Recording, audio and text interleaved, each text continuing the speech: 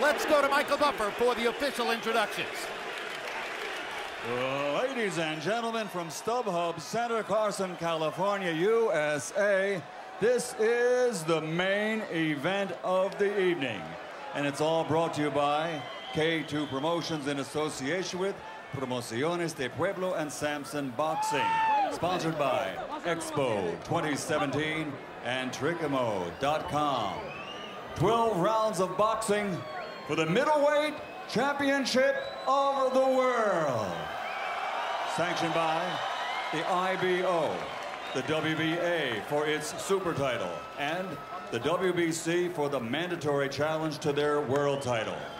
This fight held under the auspices of the California State Athletic Commission, Chairman John Frierson, Executive Director Andy Foster.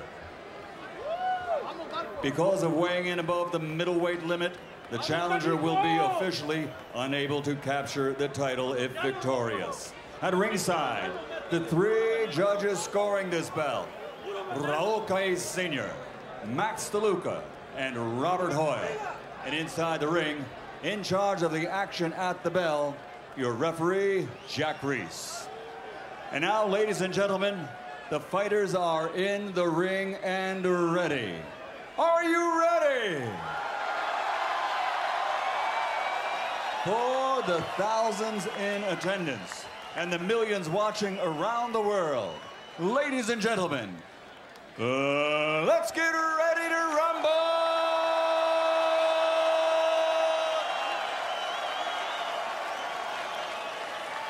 Fighting out of the blue corner with his trainer Robert Garcia wearing black and officially weighing in at 161 3/4 pounds.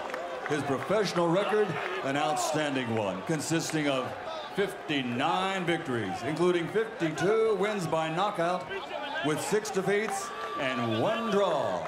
From Torreón, Coahuila, Mexico, the former WBF Super Middleweight World Champion and former WBC Interim World Champion, El Veneno, Marco Antonio Rubio.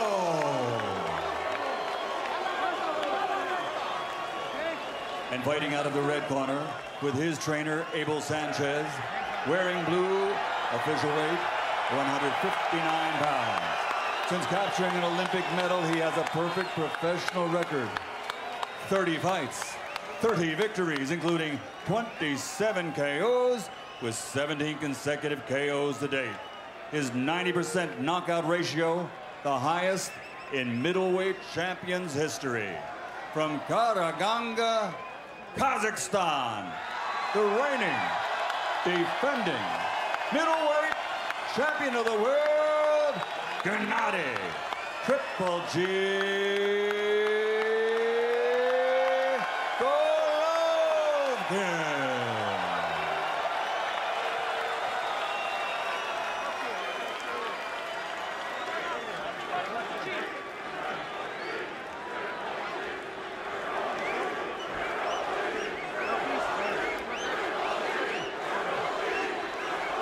Both the instructions in the dressing room. I just want to remind you, listen, obey my commands at all time, protect yourself at all time. God bless both of you and good luck. Triple G is the monster that everyone's come out to see. So far, against second-tier opposition, the best guys that would get in the ring with him, he's either met expectations or exceeded them every time out. You ready? This might be his biggest fight so far. Can he do it again? Rubio's just a little bit longer and, of course, 3 inches taller. And unofficially outweighs Golovkin 8 pounds. Yes, Roy? In our first fight, I said at some point in the fight that Donaire needed to do something to change the momentum of the fight. Rubio has to do something immediately to change the tempo of the fight. Meaning land something significant? To get some respect, because if he doesn't, Gennady Golovkin will walk right through you. Rubio can punch, and he's experienced. Everybody talks about Golovkin's power punching. He lands more jabs per round than any top fighter in the sport. An average of 11 jabs landed per round. Fighters throw a lot of jabs. generally don't land them at a very high percentage. His body punching has also been known to be devastating. He also keeps his chin tucked well, controls distance well, cuts the ring well. 350 amateur fights, 30 pro fights, never knocked down. Very economical, a guy that doesn't waste a lot of punches, and he's fighting this fight pretty smart from the start. He's standing right in, not wasting a lot of energy, because he knows that Rubio, with the experience factor, probably expects to take him the distance or try to get him in that deep water, which is what we call the late rounds. Rubio's landed a couple of pretty good shots. Back Golovkin up at one point with a jab, lands a hard right to the body there. When Golovkin jabs, his right hand comes out a little bit too to catch a counter, and it's discouraging for his opponent. And there are two thudding right hands upstairs by Golovkin, the second of which backs Rubio up a couple steps. Good thing for Rubio was that he blocked both of them, and that's probably why he kept that weight advantage, so that he can withstand this type of an onslaught.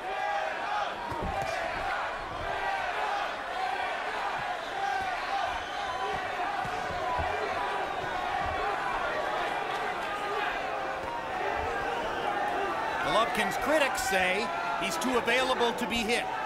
He hasn't been tested. And at some point, you expect to see something bad happen, and we'll find out how he deals with adversity. But it hasn't happened yet.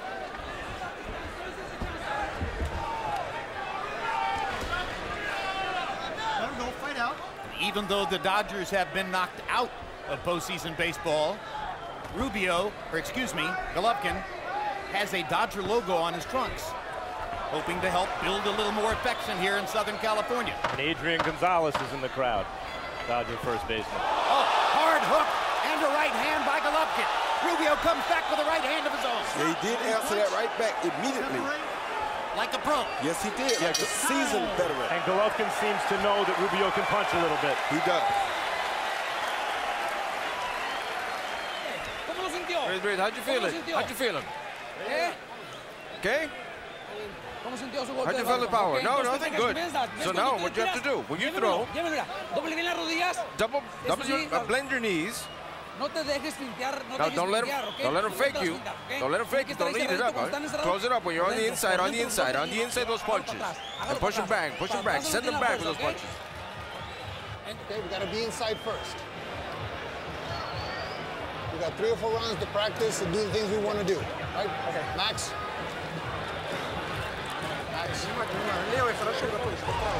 He see Gennady coming forward. They exchange hooks, then he lands an overhand right, followed by another overhand right. Probably his best 2 punches, but Rubio did try to answer back with the right uppercut. Yeah, Rubio speared him with that right uppercut, answering back effectively, but CompuBox numbers in round 1. Golovkin 30 out of 71, Rubio 15 out of 59. GGG with a 16-10 edge in power shots. Good right hand from Rubio.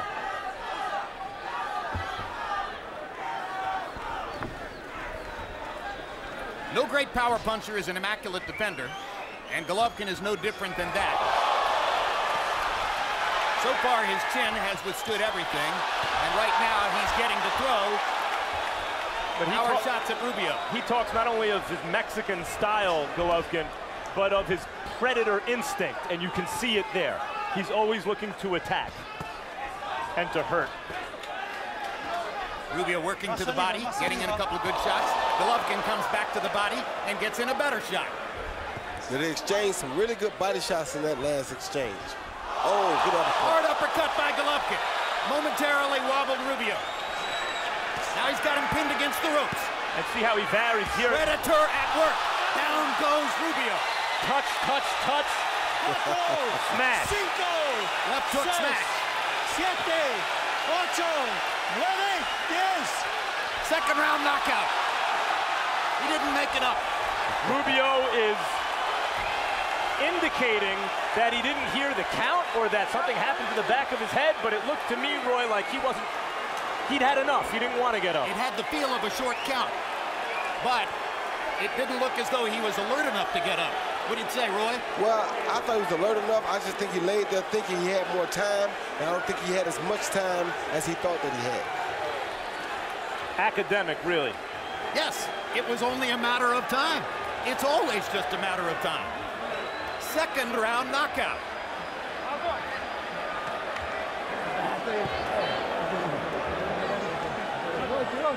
And with a little shrug and a big hug, Rubio shows his respect for Gennady Golovkin.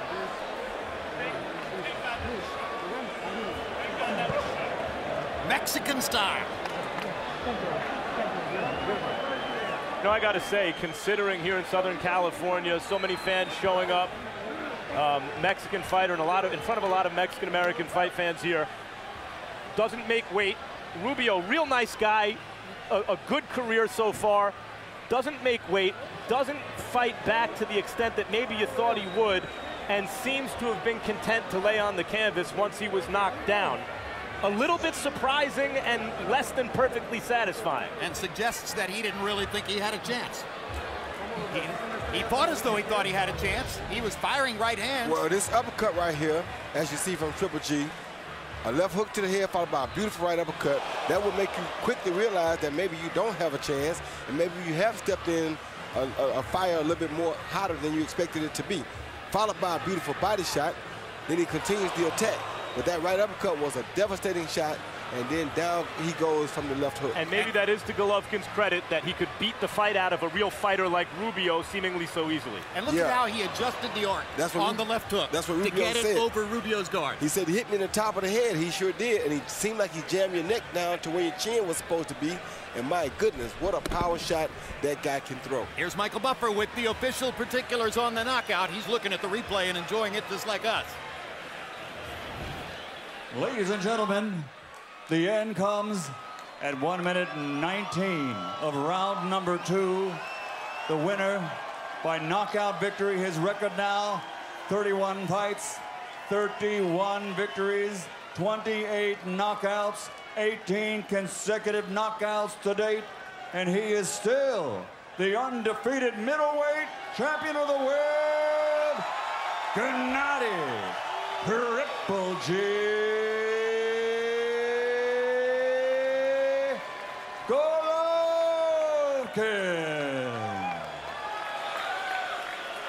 You know, Roy, this is very much like the early days of Mike Tyson. You're going to get your money's worth, but you got to get it in a hurry. It doesn't last long. Every time he steps in the ring, you better have your popcorn already gotten, have your sodas already ready, and you may have a mouthful of it, because if you look down to take a bite or a drink, you might miss the fight. Final CompuBox numbers. Gennady Golovkin landing 45 out of 99. So he lands 24 more, he throws 23 more. He lands at a significantly higher connect percentage, and he destroys Rubio with power punches, just as he's done with every other opponent so far. Power shots. Power shots. Ah, there we go. Landed 28 to 13 for Rubio. Through 54 to 40 for Rubio. Anytime a fighter lands at above 50% in the power punch category, he's almost certain to be the winner of the fight. Max Kellerman stands by with Triple G. Gennady, you said that this is not a dance, it's a fight. You call this Mexican style, that you love to fight. Did you love this fight? Of course I love this fight. Max, give me a chance, just I take my fans. Thank you very much. Buenas noches, amigos. Buenas noches, Tabja. ¿Cómo estás? Bien? Yeah. Muchas gracias, Mexican style. Muchas gracias, champion, campeón. Thank you very much. So tell me about this fight. Of course, I like fight. I don't like dancing, I like fight. This is true fight. Did Rubio put up the kind of fight that you were expecting? Yes, of course. Yeah, you know, just Rubio, he's not step back. You know, he's fighter, he's good fighter. Respect him. Did you think he was going to get up from that knockdown? You know, yeah, first time, I'm not very hard punch. Just throw him. I think he's get up. Okay, Gennady, we've seen you now destroy all the contender middleweights who are not elite middleweights. We know that you've wanted to fight an elite middleweight for a while now. What is the plan after this knockout? Max, look at me. I have 3 belts. You know, I'm saying here, I won't fight everybody. Just I think next year, next fight, is pay-per-view fight with great champions. Meaning who? Doesn't matter. I think first Miguel Cotto. Respect him. He's great champions. Miguel Cotto. The promotional issue with Canelo Alvarez in terms of an impediment to making that fight seems to be resolved. What about Canelo? Of course. I respect him. He's a good boy. You know, and Chavez Jr. too. I won't fight. And I think so first Miguel. Respect him. Gennady, this is the first time fighting in Southern California. You sold out all the tickets. Next time, I'm sure it'll be a bigger venue than it was today. When can we expect you back in Los Angeles? Of course, this is my first fight in California, yeah. First, thank you very much for my fans, for my friends. Thank you, guys. I love you. That'll do. Congratulations, as usual, Triple G. Jim?